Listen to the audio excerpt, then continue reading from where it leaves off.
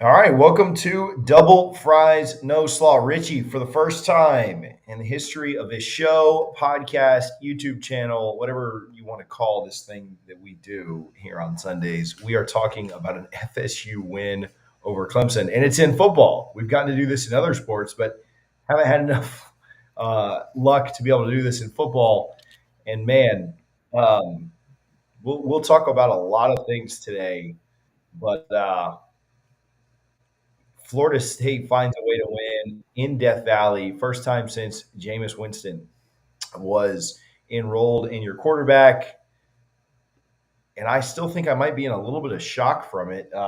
Richie, what were your what were your emotions like yesterday, and how many IPAs did you consume? Maybe more importantly. What a blast. Shout out the Seminole Club of Greater Orlando. I went to American Social. We only stayed for the first quarter, and I still ring up like a $90 bill somehow. That's ridiculous. But had a Bloody Mary to start, a couple IPAs, got home, settled in on the couch, and enjoyed the game. Man, it was a weird game, much like last week, but you never felt like I was never stressed. Like Florida State didn't feel out of it. The game was always in reach, and yeah, man, it was just an exciting game. Fitting Keon Coleman. Dabo refuses to use the transfer portal, and Mike says, "Hey, let me get my transfer quarterback and my transfer wide receiver to beat you guys in overtime." No, just what a day. And we talked about this before the season, TJ. If you could just get out of September 3-1, you feel pretty good. Now you're leaving September 4-0. Man, the path to the playoff is very, very real right now. And some of these opponents look a little tougher coming up down the slate. But man, 4-0 in September, wins over LSU and Clemson. What a great month to open the football season for Florida State. Yeah, and I think, big picture, we'll talk about the game here in a little bit, but I think big picture, what you've done is you kind of presented the season or you stepped into the season kind of thinking like, okay, just what you said, go 3-1. It is Yeah. really hard to have the best two wins in college football right now, but Florida State has that. They have that over a top five team, and then another team that very likely is a favorite against maybe everybody outside of the top 12 or 14 or so. Clemson should probably be around the top 20 team, even with the two losses to very highly ranked conference opponents. And so, um, you wanted to get out of the first month of the season at 3-1, worst case. But if you'd have done that, your margin for error was zero. And now what you probably have against the back half of the slate that looks a little tougher than you maybe thought it was to start the year, you have a little bit of margin for error. You have a little bit of a chance to maybe stub your toe here or there. It's not over by any means. Now, I'm not trying to say that Florida State's they're going to be a favorite in the next 9 games that they play. I'm putting them in Charlotte as of today, but they're going to be a favorite in all 9 games. There will not be a scenario where they're not, right? Everything's at home. Pitt's terrible. And then Florida at the end of the year, you're going to be a favorite going into that game outside of some kind of catastrophic injuries. But as long as you don't do something absolutely horrendous, I mean, you have the opportunity to slip up and you should be able to play a little bit looser. And you probably know that if you continue to win, you have a very good chance of playing in the playoff very close to Tallahassee and maybe not having to go out to the West Coast. But yeah, Richie, there's a lot to be done. You're only a third of the way through the season. You're through your toughest third of the season, but the path to spending New Year's in either Southern California or back in New Orleans, where we've had a lot of success here recently, seems like there's a really good chance for it. So, Double Fries No Slaw brought to you by Guthrie's in Tallahassee. You can visit both their locations, 1818 West Tennessee and 2550 North Monroe. Hopefully, you guys watching enjoyed yesterday. Hopefully, you enjoy this victory lap that we're about to take today. Shout out Guthrie's. We had a great time out at the tailgate, a great time hanging out with a bunch of you guys. My guy Kenny Shaw came through. Michaela was out there. My guy Clemson Tom was out there. Michaela Edenfield. So we had fun. I'm tired, Richie. I'm ready to go take a nap after we.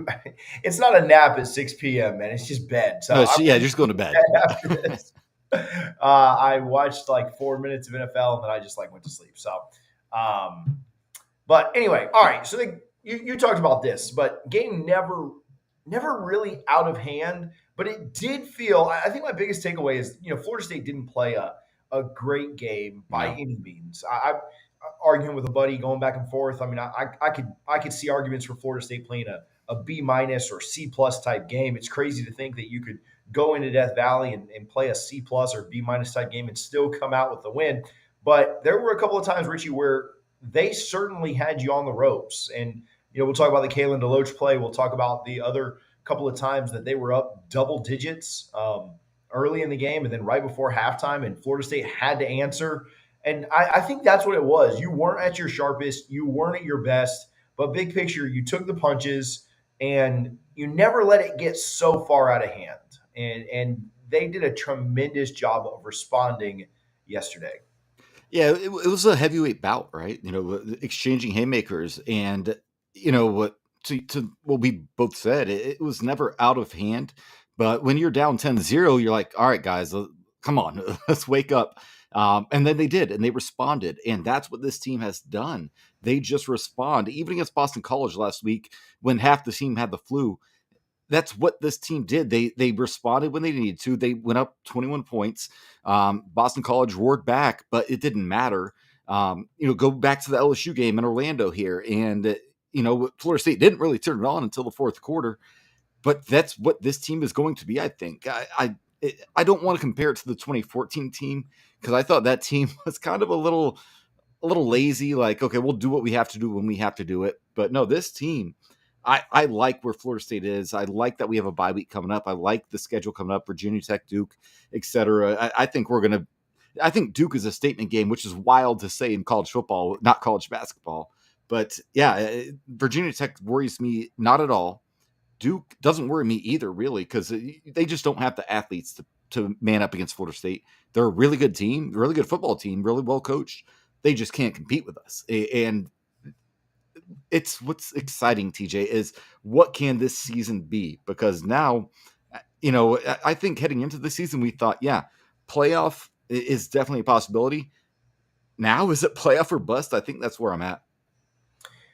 We even talked about that after LSU. We talked, is there a chance that it's already playoff or bust, right? Yeah. Because at that point, you kind of were thinking, okay, we'll just split with Clemson, if you play them twice. And you mentioned you might have at this point knocked them out of ACC contention. Louisville looks really good. Duke obviously looks really good. Duke, UNC, Miami looks good just to start. I will say all those teams kind of play each other, so that's going to make it tough, down the stretch. And so maybe Clemson could jump back into it, if they kind of run the table in the ACC and there's kind of a melee chaos everywhere else. But yeah, Florida State would really have to falter to not make it. I think a scenario would be like Louisville goes undefeated and you lose to Duke would be the most likely scenario of you not making it, or same thing could happen. Miami could run the table, which I just don't expect. They play too many good teams. And I think Texas A&M is a fraud, so I don't think it really matters. But yeah, I mean, you just put yourself in such great position for the rest of the year, and you really set yourself up better than we could have imagined. Well, maybe not. You picked them to go 4-0, so I'll give you a little bit of love. But yeah, even then, I did pick a Salusa Pit. I'm taking that back. I'm taking you it take back that right back. now. That's 12-0 at this point. So anyway, yeah, okay. So on the game, I don't think you can. We're not sitting here excited and jacked up and in a good mood if it's not for Tatum Bethune. And I know, I'm sorry, Kalen DeLoach. Sorry, yeah. Tatum, I love you too, but Tatum was laying some wood. I know Keon made the play. I know Jordan, had to have the throw. I know Johnny made some big catches.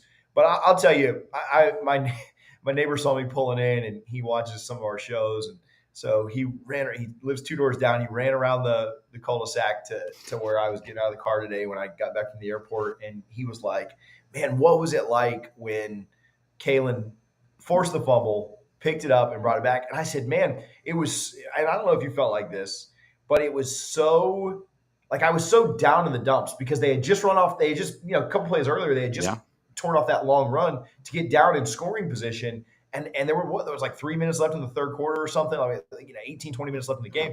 And I'm thinking, man, they're about to go up by 2 scores. And I don't think we can do it. If they go up 2 scores here, I think we're in They trouble. score there, they win. Yeah. Yeah, I mean, essentially, you'd imagine both teams get 2 more possessions, so you'd need to go 4-0 on those possessions. You need to score both times, and you need to stop them both times. And that just didn't seem like something that was realistically going to happen, and that's hard in any college football where you say you got to play a perfect fourth quarter, and you're going to need them to stumble a little bit. So I was pretty, I'll just tell you, I was pretty low before Kalen did that. I was thinking, like, man, we're in trouble. We're not winning this game. I mean, this sucks. We fought hard, we were close. And when man, I was, we sat next to God because they screwed the boosters and gave, boosters like up in the 8th level or whatever. So, anyway, but we were, as crappy as our seats were, we were sitting like on a line from it. Like, if, a straight, like if you could have drawn a straight line from where Kalen blitzed to Cade to way high us. So, I mean, I wouldn't say the perfect view because it was pretty small, but I could see perfectly like him coming on that blitz at that angle because we were up in that end zone corner. And I kept thinking Cade would get it out on time. I was watching Kalen come and I was like, he's not going to get to him in time. He's going to release it just before. I can't believe Cade did not see it coming. Like watching on TV, and you probably had the better view up in the. I've been in those seats, man, in the nosebleeds up there at Death Valley, but just seeing him, it was a slow developing play, but Kalen was moving, man, and the fact that he brought Cade down, he was down. On his stomach, still gets up and recovers the fumble and takes it back for a touchdown. But yeah, man, that had to be such an amazing vantage point that you, TJ, had just seeing it play out because you probably were sitting there like, oh, yes, that's exactly. Well, it was just like at first you're like, man, go make the hit because it knocks him out of field goal range, and then it's like, wait, the ball's out. Maybe we could fall on it there, and they're not going to go up 2 scores. And then you see like Fisk go to grab it, and you're like, okay, don't fall on the ball. No, pick it up and run. And so you went from being like so low to so high immediately that like people were saying, I had a buddy that met us up there. He was on the flight back with me. He's like, man, I was going crazy in that moment. And I was like, dude, I just sat there in shock. I was celebrating kind of, but I wasn't like running around doing, I was just sitting there like, oh my God. Did that just happen? Yeah. No way did that just happen. And I'm telling you, that play, it's such recency bias. I get it. It was just a couple hours ago. But that play is going to go down as one of the legendary plays in Florida State football. Like if the season turns out the way we hope it does, absolutely. I mean, even if the season, like even if you stumble and you went like 11-1 or you just missed the playoffs somehow, whatever. I'm telling you, man, like to get the Clemson monkey off your back and like that play is going to go down. That's like the verse block against LSU last year that really started things. That is, like some of the Dalvin Miami touchdowns that you just remember forever. That's like, I'm not putting it up there with the catch by KB or anything like that, but that play is up there for Florida. That's the Marcus Walker block at the Rock. Yes, absolutely, man. That's the Pontrooski. That is the Pontrooski right there in Clemson. Same thing, man. Like that is that level of play. And again, it's recency bias because it just happened yesterday. I get it, but you're always going to remember that. The fact it was Clowney. It was Jadeveon Clowney. But he finished the play, right? Clowney couldn't get up and run. But he actually to force the fumble, to come on the blitz and do that, it was so impressive. So, okay. Shout out Rob DeLoach, man. He had to be such a proud father in that moment there. Did you see his picture? Did you see his picture that Charles Mays took where he's holding up the 4 and then he tweeted 4-0? Phenomenal. Okay, I want to talk about the defense a little bit. The defense gave up scores on the first 3 of the first 4 drives. They did hold to a field goal one time, and then they got the stop on the very first drive of the game. And I don't have a lot to say about the defense, but I will tell you, they do a really good job of adjusting at halftime. As much crap as we want to give the defense and the defensive staff and the defensive coordinator for an opening game plan and playing soft in the secondary and just everything else. I didn't think the D-line played well in the first half from a passing against the pass attack. I mean, I thought they held up against the run pretty well all game. But, man, they adjusted really well. I mean, the defense was a net 0 in the second half. And so when you can score 7 and you only give up 7, even if they hadn't scored the 7 points themselves, you only give up 7 points on the road in the ACC to the kings of the conference. that's impressive. I don't care at all. I think that's really, really good. And then obviously the fact that you scooped and scored, it reminded me of Derek Brooks in 2002, Richie, when it seemed like every week he was in the end zone for the Bucks. But as much crap as you want to give the defense, as much you want to talk about, oh, Fuller this, Fuller that. I mean, they showed up yesterday, and at the end of the day, the defense gave up 17 points essentially. Right, gave up 24, but they scored 7. It's hard to. If I'd have told you the defense is going to be a net 17, you'd have taken that all day, twice on Sunday, everything else against Clemson. I think that's really, really impressive. You think about this, Richie. The defense gave up 17 points to LSU. And then another touchdown in garbage time, which I won't, I don't really count that. And then was a net 17 at Clemson. And it's not always pretty. They play bend, don't break. Other teams are going to get a lot of yards on FSU, and it's going to continue to frustrate FSU fans, without a doubt. But it's hard to not be fairly impressed with what this defense has done. Again, last week, I think the defense against Boston College, gave up probably a little too much. I think they really gave up 22, not 29, because obviously the fumble 6 or whatever. But you think about that, they've given up 17, 22, and 17 in 3 Power 5 performances. That's really not bad, if that's kind of the way you look at it. So maybe, I'm not ready to say that this defense is elite by any means, but maybe a little bit of credit Adam Fuller's way and towards this defensive staff and defensive unit.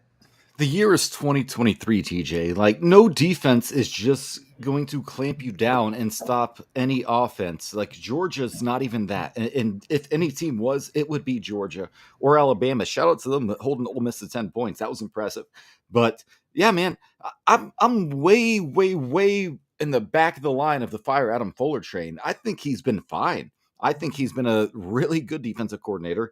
And like you said, bend don't break. And this Clemson team, they recruit extremely well. They don't have the receivers that they used to have, right? We talked about that Wednesday night in our preview show.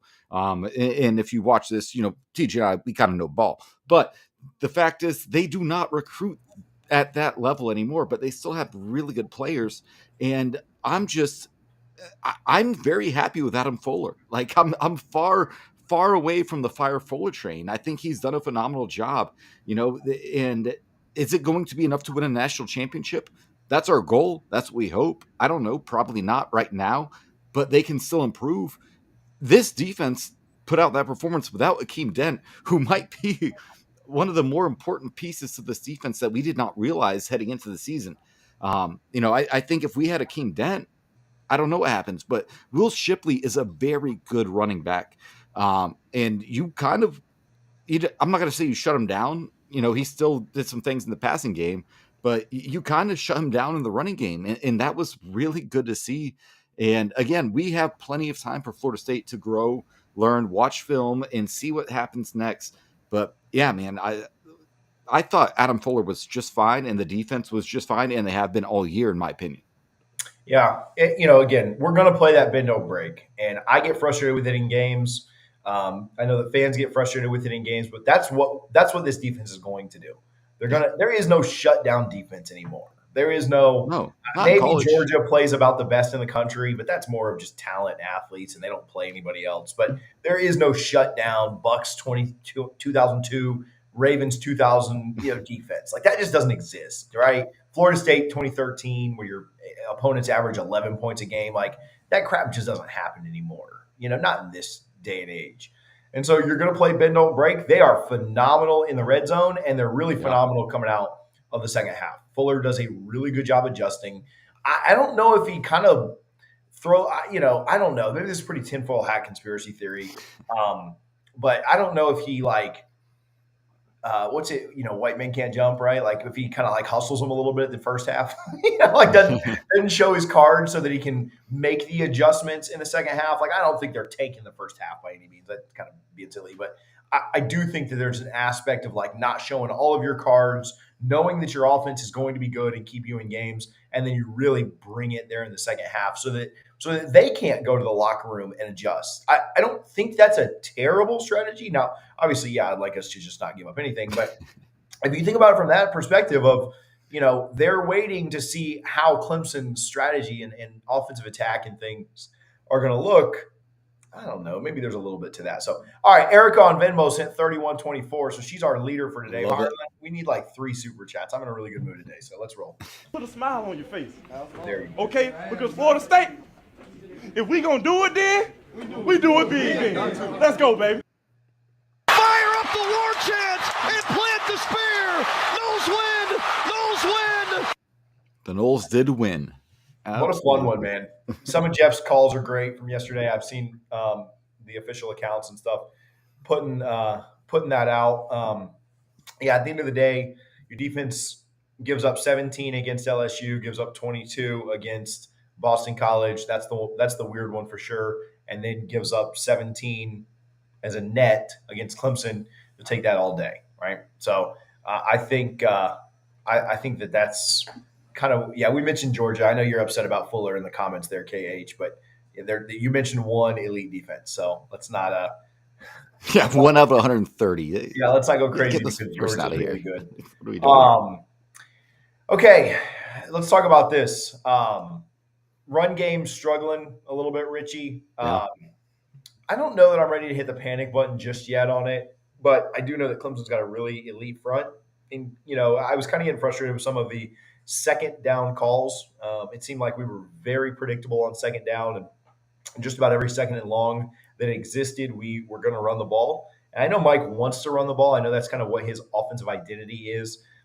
I struggle with it a little bit because it is just so predictable. Now, at the same time, you're playing to shorten the game. You're doing it for some different reasons. But man, Clemson was really kind of manhandling you up front with light boxes. Like I would look down and I'd say, man, there's 5 in the box. Okay, like I'm okay with a run here, and we get like 2 yards, and so it just I don't know how well you can really tell, just thinking back like from the camera, but I mean, sitting up in the sky, it's really easy to see like, oh man, 5 in the box. Here's a good time for a run. And so we would run it there, and we just, and sometimes you have to execute, right?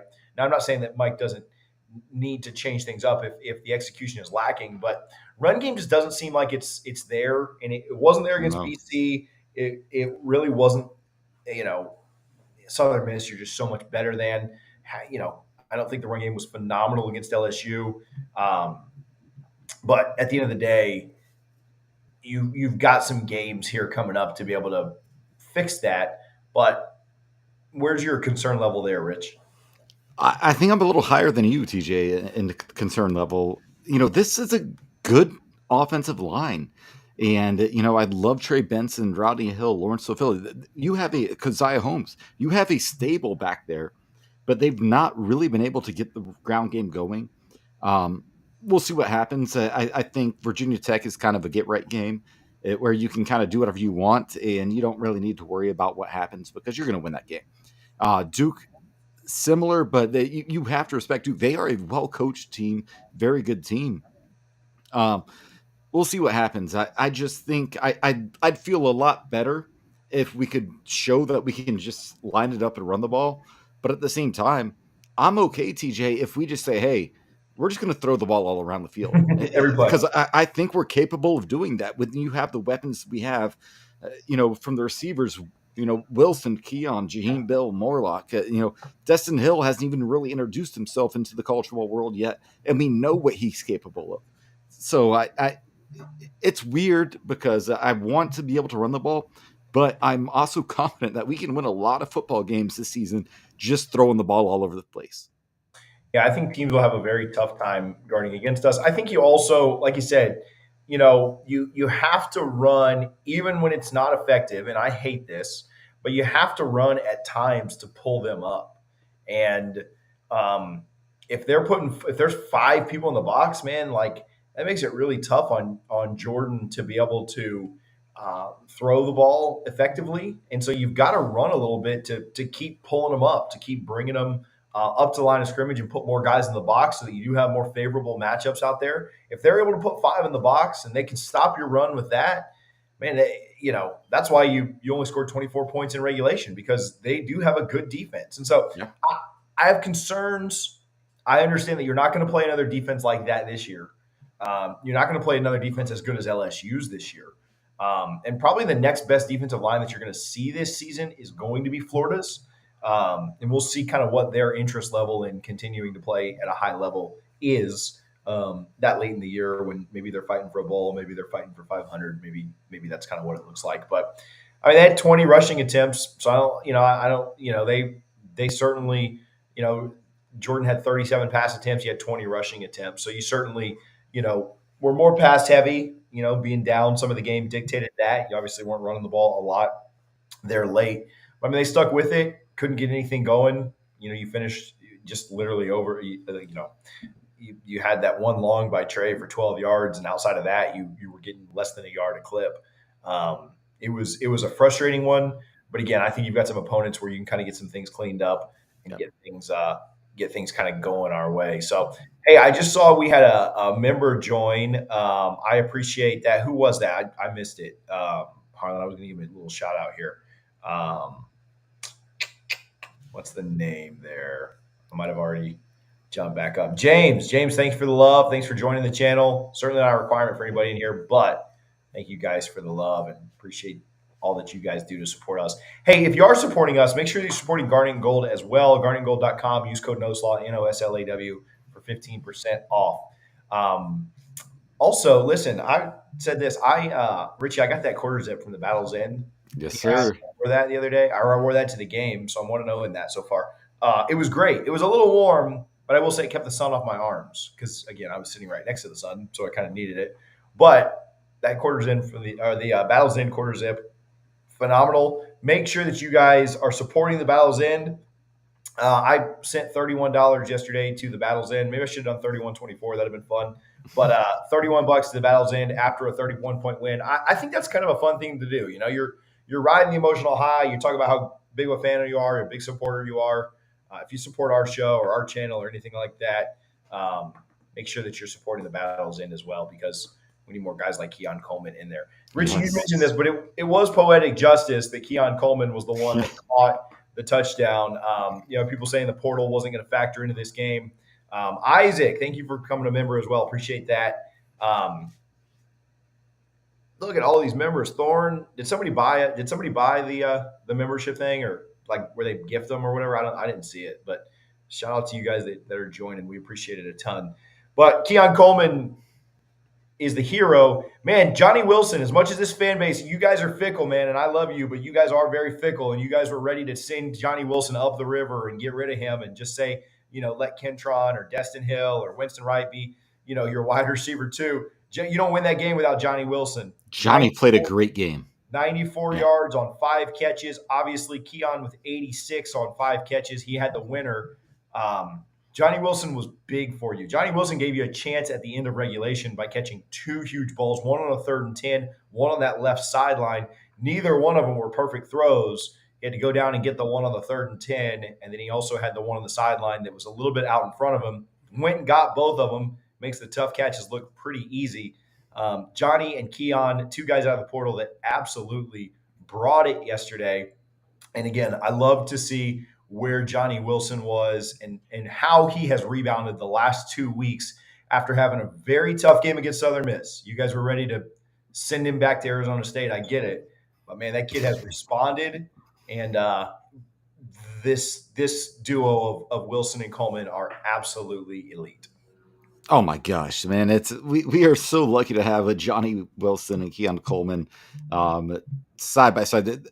I cannot imagine being a defensive coordinator and seeing all right, this Johnny Wilson guy, he's 6'7", and I got to deal with this Keon Coleman dude too. Like what the hell, man? Like that's just unfair. And they both came to play. They both did what they were expected to do. Johnny had a rough outing against Boston College. Let's call it what it is. We saw it. We all watched that. But then he came back, and to your point, the play down the left sideline where he just reaches his hands out and catches the ball, like that was an NFL catch right there. I think Florida State has a phenomenal, stable of wide receivers, and there's other players that would start for most ACC teams. TJ, we just happen to have a loaded receiver room, and I love it because Keon Coleman man, when he made that catch in overtime, like I expected it, but to see it happen, it was just, so fulfilling. What a great play. Great throw by Jordan. Jordan just showing the trust that he has in Keon and Johnny earlier in the fourth quarter. It just phenomenal. And again, this could be a special season. We're only a quarter of the way through, or a third of the way through now, but this could be special, TJ. It's fun to watch. And then again, I know there's some Fuller haters in the comments. You guys are welcome to continue to hate what's been an effective so far defense. But man, shout out that defense in overtime, Richie. Yeah. I even when we caught the touchdown, here was my thought. Listen, I'm confessing. I didn't go to church today because I was on a flight, but I'll have confessional here with y'all. When we caught that touchdown, man, I'm such a pessimist when I'm at games. I thought, okay, they're going to score. That's fine. They score. Then we don't get the ball first. Like, then they get the ball first, and we'll score again, and we'll go for two. We'll go for two in the win on the road. We'll roll the dice, and we'll win this thing the second overtime or whatever. Well, they shut me up. 4 plays. And after giving up I'm telling you this, after giving up 8 yards early to get it to 3rd and 2, it was really a short play. Man, phenomenal out on that screen. I thought they got a generous spot there. And then Pat Payton, I thought the defensive line at times wasn't very good. I think that they stepped up when they had to. They were good against the run outside of, Phil Moffitt had that long run, but I think they were pretty good at times, man. The second half and overtime and getting the deflection, watching. I mean, I'm sure you guys have all seen it, but watching Norvell celebrate after and jump up and down and pump his fist, and I mean, it reminded me of that LSU win last year where it was just it was almost just like a massive exhale. It was like a okay, got that monkey off our back. Like, let's roll, let's go party. Just phenomenal to see the defense step up in the fourth quarter and overtime. Again, we talked about the defense a little bit. What were your? I'll transition real quick. I think I've already, we've talked about the defense a bunch, but what were your thoughts when that kid from Clemson was lining up for that field goal at the end of the game? Let's do that. Yeah, man. We talked about it Wednesday in the previous show, right? How they just called this guy off the golf course in Charleston, said, "Hey, come kick for me." I don't know. Like it was just exactly what I expected. What you would think would happen when you call a guy who says, "Oh, I haven't kicked a football in months. Let me go find a football real quick," and he goes and finds one. He's like, "Oh, I'm ready to go." Yeah, that's exactly what you expect, and it is what it is, in Florida State. I just feel like this game for Florida State, we've been waiting for this, right? Like you mentioned, 7 games in a row. My goodness, that's embarrassing to lose to Clemson. And we still own the head-to-head record, by the way, because let's not forget that. We still own Clemson. But yeah, man, when he missed that field goal, I just thought it was hilarious because it was so on script. Like, there was a joke last year about the NFL, like, oh, you didn't read the script. You didn't read the script. Well, this was on script. And with him miss that, we go to overtime and Florida State wins. Just a lovely, lovely Saturday afternoon. Sure was a lot of fun.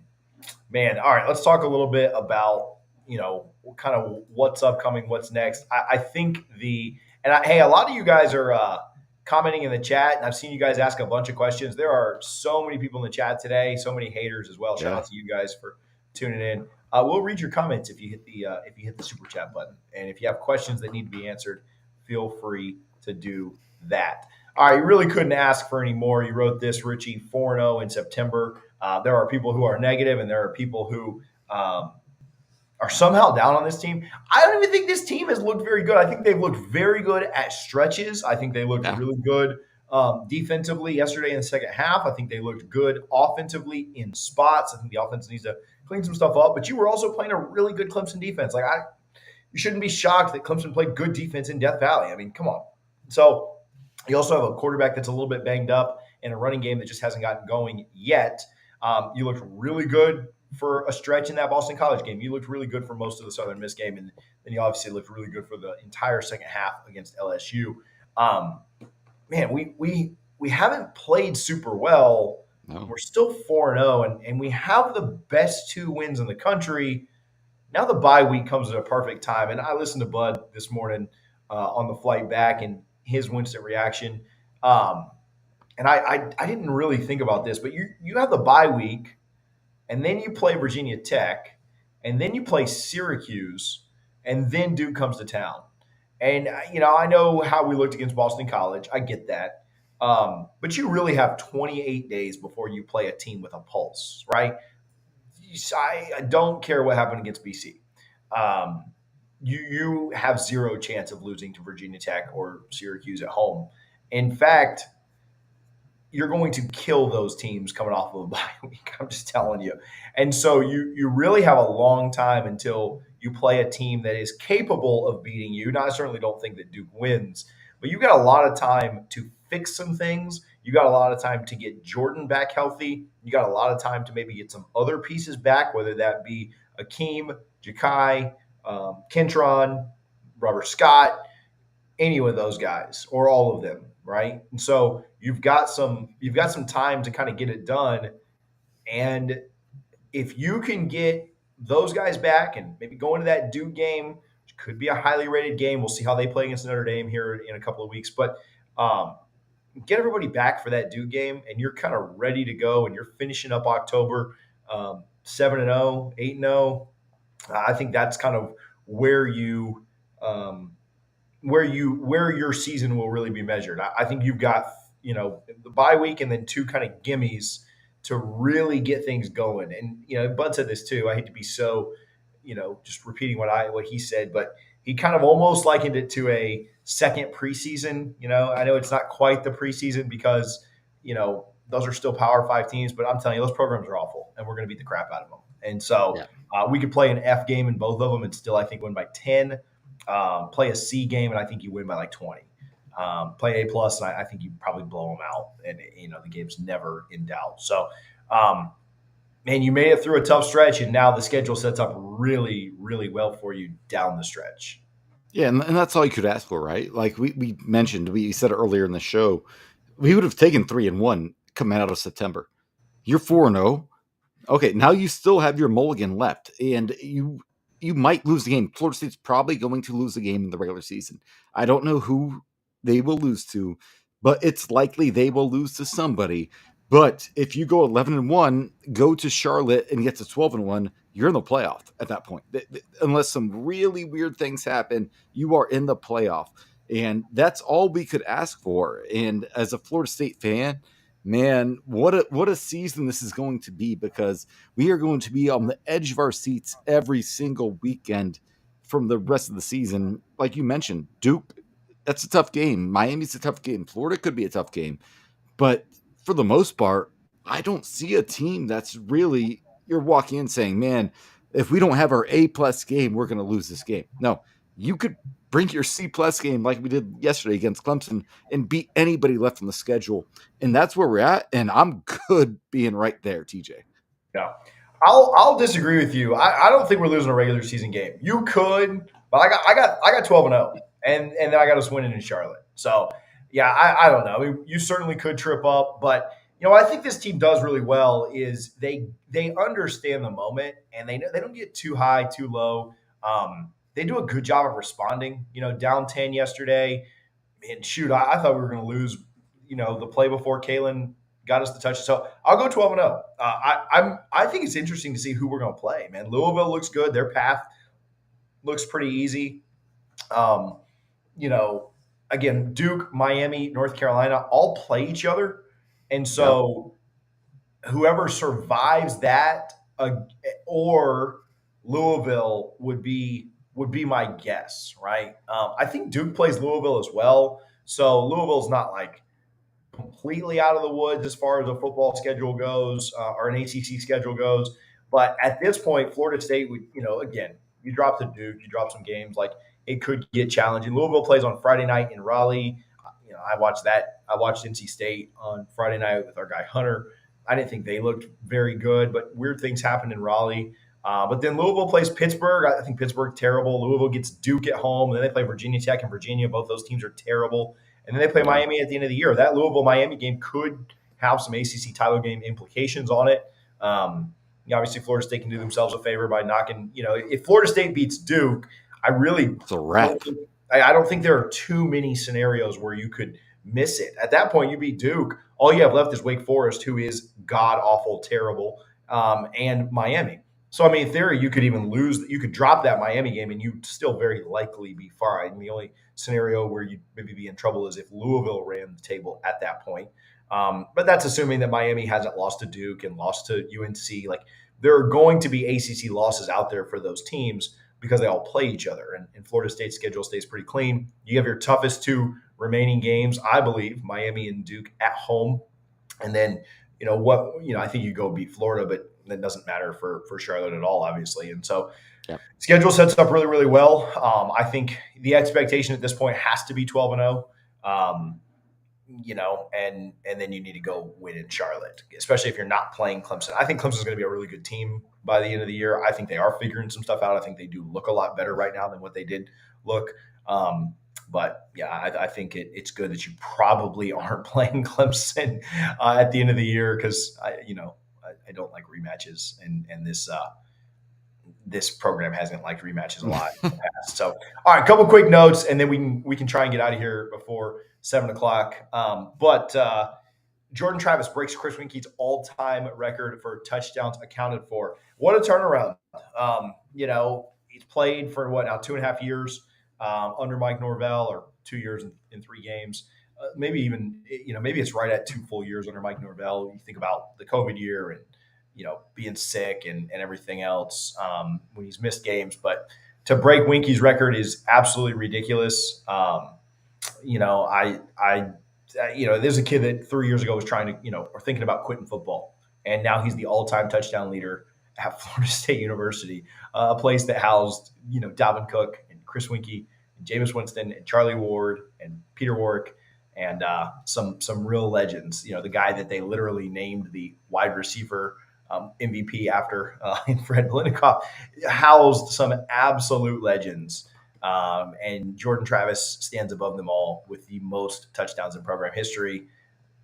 Absolutely incredible. Could not happen for a better kid. And he's going to run that up. He's going to go well over 100, and that record is going to stand for a long, long time. Guys don't stay around and play at a high level like that anymore. There's no 4-year dudes much anymore. So shout out Jordan Travis. Take that thing to triple digits. Let's get there real soon. Go get you like 6 against who we play now, Virginia Tech, and get out in the first half and let's keep rolling. So shout out JT for that one. That was cool to see. And to do that on a game-winning touchdown in overtime in Death Valley, you're glad that didn't come against like Virginia Tech in the third quarter or something. Like, it's really special the way they did it. Yeah, man. Jordan Travis this is a guy. Shout out David Hale, right, from ESPN. Phenomenal article he wrote about Jordan Travis, how he almost quit football. He wanted to give it up. He said, maybe I'll play wide receiver, right? And Kenny Dillingham and Mike Norvell said, no, you're a quarterback. And now here he is.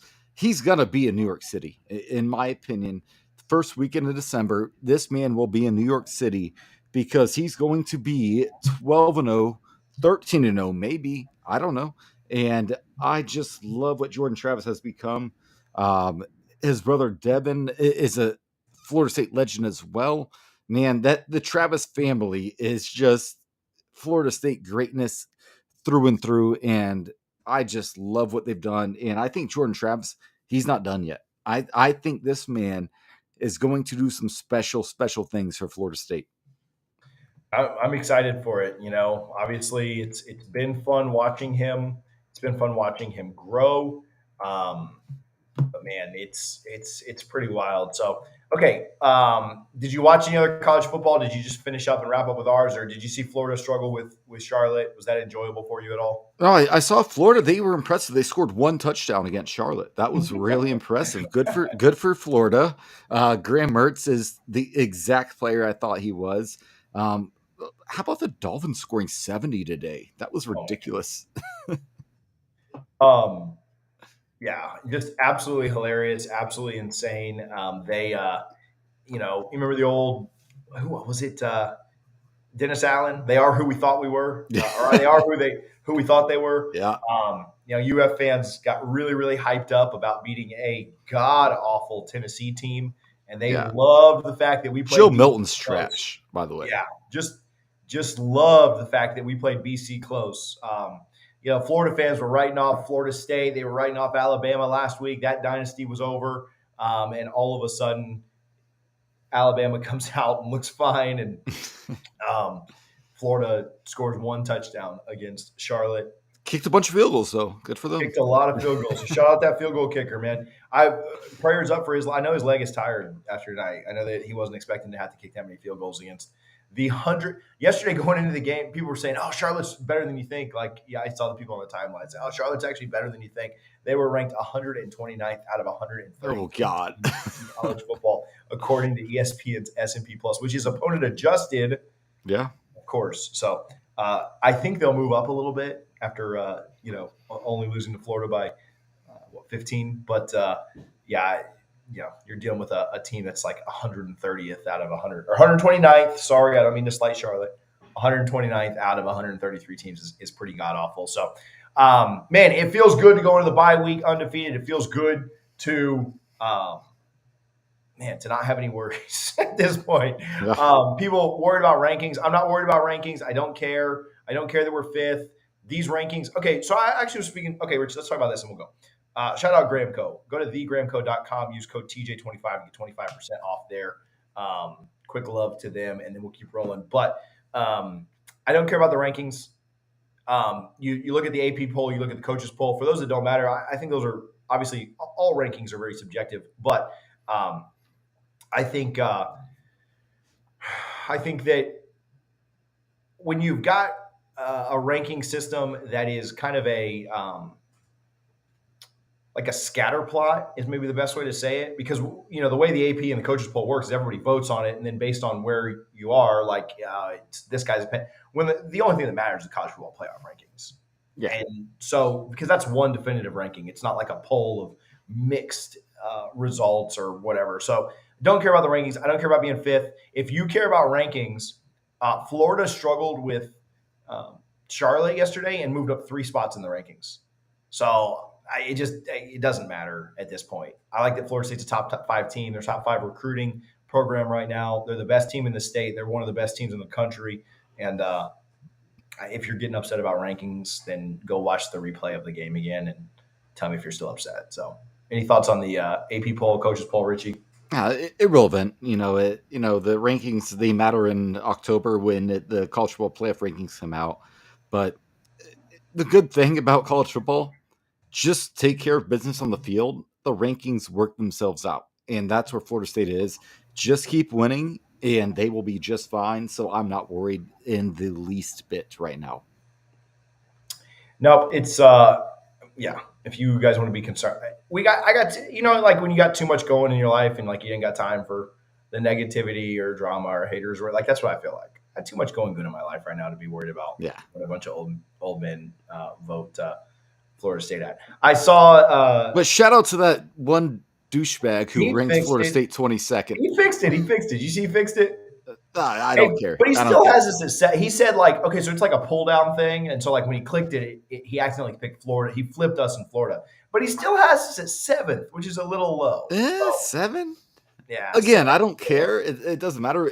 Everything takes care of itself as the season goes on. But 7th? All right. I saw McMurphy had us 1. I spoke with Matt Baker this morning. He was on my flight, and he had us 2. So that's fine. We're getting some respect from Reese has us 1. Yeah, I'll take it. Yeah. We still have the second place or first place votes. So yeah, take that. All right, hey, chat was hopping tonight. I saw you guys fighting with the one hater in there, and then I saw some Canes guys in there. Man, Miami's still getting to live that high for a couple more weeks, but it's coming crashing down, just much like Wallet did. So, Richie, any shout outs, any closing thoughts before we start to wrap this thing down? No, I'm just excited for the bye week, and man, this is where we wanted to be after the month of September for Florida State football fans. We are in a very good spot, y'all, and I cannot wait to see what the last 2/3 of the season has. Yeah, I think the Noles are in a great spot. I saw some questions about, are you worried about how they've played and not looking their best? Absolutely not. They've not looked their best, and they're 4-0 with wins against LSU and Clemson, not in Tallahassee. If you would have told me Florida State's going to play like a C-plus game and go into Death Valley and win earlier in this year, I'd take it. If you can win when you don't look great against good teams, my goodness, what is the potential level for this team? Now you're going to play some teams that you are way, way better than, and I think you kind of get some things fixed, get some things right. Hey, I think we got a recruiting video coming out in the next day or two. I know there's a lot of questions about visitors here, visitors there, decommits here, decommits there, wherever. Make sure that you guys are subscribed so you don't miss that. I know there were a lot of recruiting questions, but just not the show for that. This is a Clemson recap. We weren't at home. We didn't have any visitors, so we will talk. We'll talk a little recruiting here in the next few days. No preview show this week, obviously, with there being no game. Nice to have a full week off.